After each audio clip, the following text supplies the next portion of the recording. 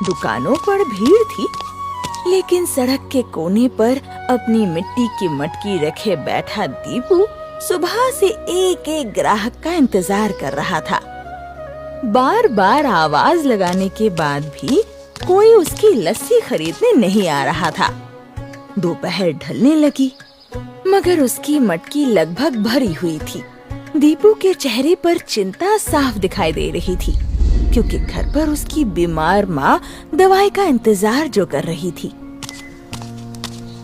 आइए भैया, ठंडी मीठी लस्सी ले लो। अरे देसी दही की लस्सी है, बस 10 रुपए गिलास। दीपू, आज रहने दे भाई, जेब थोड़ी तंग चल रही है, कल पियेंगे।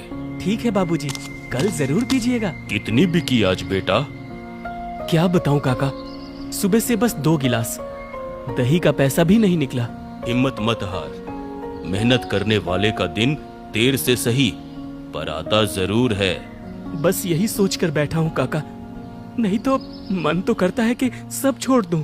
शाम तक दीपू की आधे से ज्यादा लस्सी नहीं बिकी थी। जेब में सिर्फ 12 रुपए थे।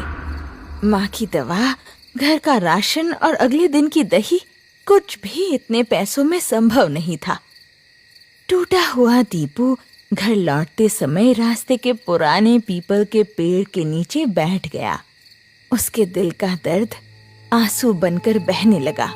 हे भगवान, मैं किस दरवाजे जाऊं? माँ की दवा के पैसे भी नहीं जुटा पाया। मैं सुबह से शाम तक मेहनत करता हूँ, फिर भी मेरी मटकी खाली क्यों नहीं होती? क्या गरीब आदमी के हिस्से में बस दुख ही लिखा है? अगर कल माँ की दवा नहीं आई तो उनकी खांसी और बढ़ जाएगी। मैं क्या करूं? दीपू रो ही रहा था, अचानक पीपल की शाखाओं में तेज हवा चलने लगी। उसी समय ऊपर से एक लाल गुलाबी चमकता फूल टूटकर सीधा उसकी मटकी में जा गिरा। दीपू घबराकर मटकी के अंदर देखने लगा, लेकिन फूल कहीं दिखाई नहीं दिया। मटकी के अंदर से ठंडी हवा और गुलाब जैसी खुशबू उठ रही थी। ये कैसा फूल था? और मटकी ये इतनी ठंडी कैसे हो गई? छोड़ो, शायद मेरा वहम होगा। पहले घर चलूं।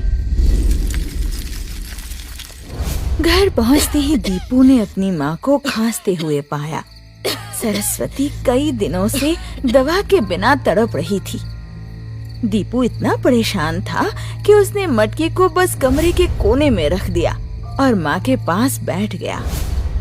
रात भर वो माँ की हालत देखकर घुटता रहा। आ गया बेटा, दवाई लाया मेरी। माँ,